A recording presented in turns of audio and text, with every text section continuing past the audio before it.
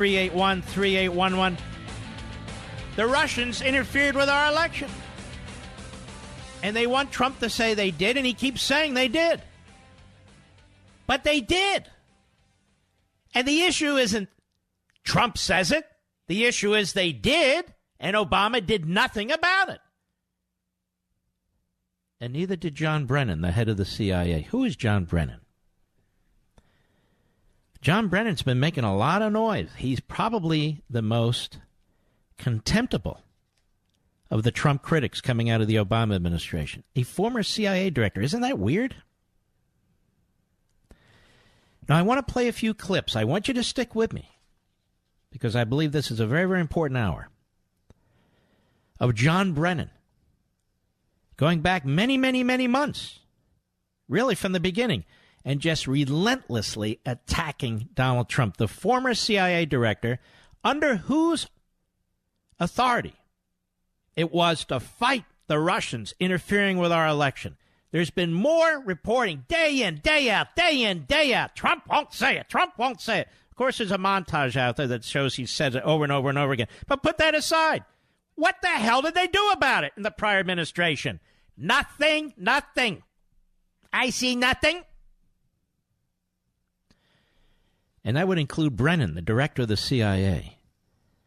Please, I'm going to walk through this step by step. I can't get everything said and done in 45 seconds. Some people can. I can't. We take our time and we walk through things. Here's John Brennan on MSNBC today. Cut one, go. But soon after his election, he started to denigrate the intelligence and law enforcement profession, as well as professionals, as well as their work. And then over the past year and a half, I think he has demonstrated time and time again that he lies to the American people and that he is not fulfilling the responsibilities of the office of the presidency in terms of keeping this country strong and safe. Tuesday, MSNBC, John Brennan, cut two, go. Well, good on Dan Coates to stand up for the women and men of the intelligence community. And those who are going to be silent in this administration are complicit. And so they need to be able to speak out very strongly.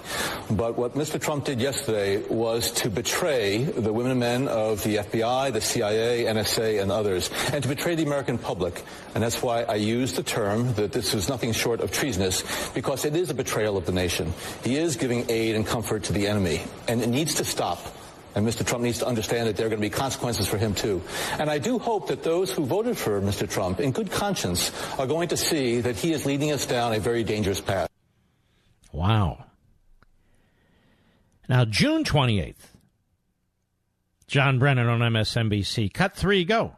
You've called him a danger to national security. In your view, is this president a danger to democracy? Well, I think he is in terms of some of the things that he has done and said. These are strong words. Well, they are strong words, but I think you look at Mr. Trump and what he does in these various rallies, he is increasing divisiveness in this country. He is one of the principal reasons why we have such a polarized electorate out there and populists. Interesting. Where am I, Mr. Producer? I'm on number cut four, go. And for the president at this point to say it's unconstitutional, I think it just shows how worried he is, how fearful he is about what the special counsel is uncovering. And his tweets are not the tweets of an innocent individual. So I think it really demonstrates just how desperate he is getting, grasping at straws, and Rudy Giuliani as well. And neither Rudy nor his boss feel encumbered by facts, truth, or common sense. And so I think that's why they're throwing these things out now, to try to get whatever traction among their base as possible. That was June 4th, 6 weeks ago. John Brennan on MSNBC, June 1st. Cut five, go. We are very, very concerned that what we're seeing here is something that we have seen in other countries around the globe, which really led to the degradation of democratic principles as well as the standards of governance. That should not be happening here. This is the United States of America. No. Donald Trump has not lived up to those minimum standards. More. Pretty shocking, isn't it? John Brennan, May 10th, 2018. Cut six, go. This is a very large and painful national kidney stone. The relief we feel afterward is going to be just exhilarating. John Brennan, March 21, 2018, MSNBC. Cut seven, go. He is mean-spirited. He is dishonest. He has shown a lack of integrity. And he has continued to, I think, demean the office of the presidency. And so I've decided to put my silence aside and to speak up and speak out because I do think our future is in jeopardy while Mr. Trump continues his antics. Who is this man, John Brennan? Have you ever heard a former CIA director talk like this? As often as this? What is he doing? Why is he doing it? There's a piece in the American Spectator back in March by our friend Professor Paul Kengor, who I had on here the other day. Let's start putting the pieces together about John Brennan. The question has been asked, and this is me, not Kengor, about the President of the United States, if the Russians have something on him. Should the question not be asked if Mr. Brennan is operating on behalf of the Russians? Well, that's just as plausible, isn't it? Just as plausible. That is, do the Russians have something on Mr. Brennan? Is he the Manchurian former CIA director? Just pretend I'm a host at MSNBC. But let me read this to you from Professor Kengor. Obama CIA Director John Brennan recently uncorked an epic Twitter rant, enraged by President Trump's words aimed at FBI Deputy Director Andrew McCabe, who, by the way, is now under criminal investigation. Brennan steamed at the president. Quote, when the full extent of your venality, moral turpitude, and political corruption becomes known, you will take your rightful place as a disgraced demagogue in the dustbin of history. You may scapegoat Andy McCabe, but you will not destroy America. America will triumph over you. Now, more than one faithful reader of this fine publication, the American Spectator, emailed Professor Kengor about the irony of such words coming from a man who wanted Gus Hall, the longtime boss of the Communist Party USA, to be president of the United States. For those too young to remember, Gus Hall was the longtime hack and head of Communist Party USA, or CPUSA, beginning in 1959 until his death in 2000. Not even Joe Stalin, as a party general secretary, came close to matching Gus Hall's interminable tenure. Gus Hall was unwaveringly dedicated to a global communist revolution and a truly evil empire that was ultimately and blessedly consigned to the dustbin of history. Brennan's loaded words echoed a phrase that Bolshevism made infamous. From the delightful Leon Trotsky to the charming Yuri Andropov, the exhortation evidently remains etched in John Brennan's comradely memory. Go the place where you belong from now on, Trotsky thundered at the Mensheviks in 1917, the dustbin of history. So you see, the former CIA director John Brennan channeled Trotsky in the service of attacking Trump.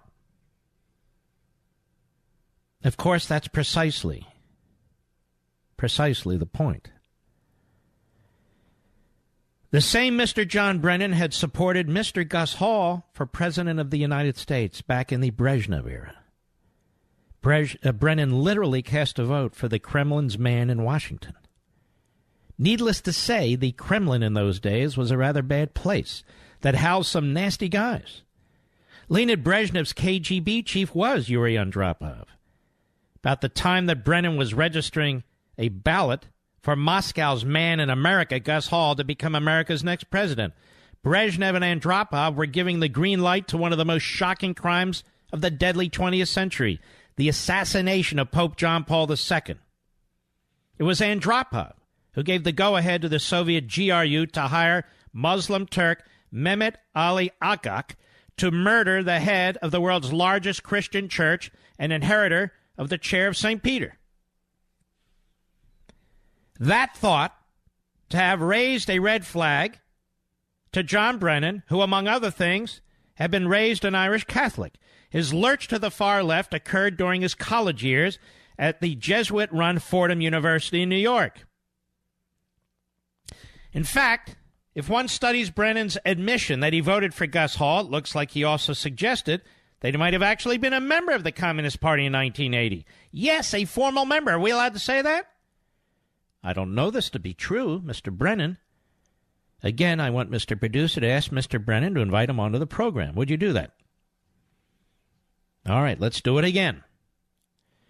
Once upon a time in pre-Obama America, the possibility of a Communist Party USA membership would have been disqualifying, a disqualifying factor to run the CIA. But not to the president that Americans elected in 2008 and re-elected in 2012. To the contrary, Obama would have been highly sympathetic. It was likewise in 1980 at Occidental College, according to classmate John Drew, that the young Obama was an ideological Marxist, albeit not a formal CPUSA member. Only the most hardcore joined the party, including Obama's mentor, Frank Marshall Davis, whose underground code name for the party was the Church. But alas, that's just the start of the irony in John Brennan's tweet about the corruption of Donald Trump. Observe that Brennan also blasted Trump for demagoguery, venality, moral turpitude. Well, that took some gall for a Gus guy. Gus Hall was all those things and worse. I couldn't begin to hear lay out the full spectrum and spectacle and disgrace, to borrow another Brennan description, that was Gus Hall. But here's one particularly relevant item of interest. Oh, Gus was so corrupt that even the Russians couldn't trust him. An eyewitness to that reality was Morris Childs, a remarkable individual whose story was told by the late John Barron in his fascinating book, Operation Solo, the FBI's Man in the Kremlin. Childs was Gus's number 2 at the Communist Party USA, and all along, Childs was secretly working for the FBI. See, back then, informants were spying on the communists. Today, of course, they spy on the Trump campaign. The courageous Childs marvelously hoodwinked Hall and his Moscow cronies. The Soviets loved Childs like a brother, bestowing on him their celebrated Soviet Order of the Red Banner, a hilarious accomplishment for an undercover FBI agent. What Childs learned from the Soviets was significant. But as to the point of Gus Hall's corruption, consider this. The Soviet Union was secretly bankrolling the Communist Party USA, including annual subsidies to the Daily Worker, their newspaper. It was illegal for CPUSA and Gus Hall to receive this money. Our government knew this was happening, but it kept the information quiet to protect Childs so he could continue providing crucial inside intelligence. Mark, what's this have to do with Gus Hall? I'm not done. Mark, what's this have to do with John Brennan? I'm not done. Morris Childs and his brother Jack, also working for our side, were conduits for the funding. The Kremlin gave CPUSA tens of millions of dollars. The total rose to $2.775 million by 1980. Now, the FBI knew the precise amount because it counted every dime at a halfway house prior to when Morris deposited in a safe for Gus Hall. To repeat, Hall and the Communist Party USA were doing all of this illegally. They were a directly subsidized arm of America's chief adversary, of a barbaric regime. That's not the end of it. Of that is Gus Hall's corruption. As for the safe in which Moscow's money was placed for the Communist Party, Gus always pocketed a portion for his personal stash. Childs knew this, and the FBI knew it. He wasn't trustworthy. Then again, why would anyone trust a communist general secretary? Come to think of it, why would anyone vote for a communist general secretary to be their president of the United States? Which brings us back to John Brennan. One might lend more credibility to Brennan's crowing about Donald Trump if he had better judgment about presidents of the United States. There's lots of details about Gus Hall, but too many for a short article like this. But here's one more. On vacationing in North Korea, Hall said, "The world should see what North Korea has done. In some ways, it's a miracle. If you want to take a nice vacation, take it in North Korea."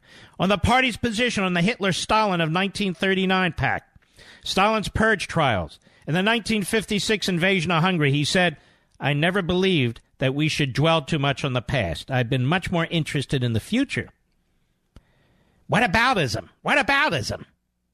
On socialism's inevitability in America, he said there's no question that the United States will become a socialist country. It's an inevitability as the sun rising tomorrow. Well, John Brennan took part in these elections. He cast a vote for the cause. John Brennan. But luckily, Ronald Reagan won. 1980 and 84. Because the rest of us got the vote, too. John Brennan votes for Gus Hall. Weasels his way into the CIA. Is worried about a lie detector test that might reveal that he voted for Gus Hall, so he confesses to it. Still hired. Works his way up through the civil service. Becomes known to Barack Obama, who appoints him the head of the CIA. If we're to ask over and over and over again if the Russians have anything on Donald Trump, is it not fair to ask if John Brennan, he's working for them, or was he working for us? I'm not making an accusation. I'm just pretending to be an MSNBC host. I'll be right back. Mark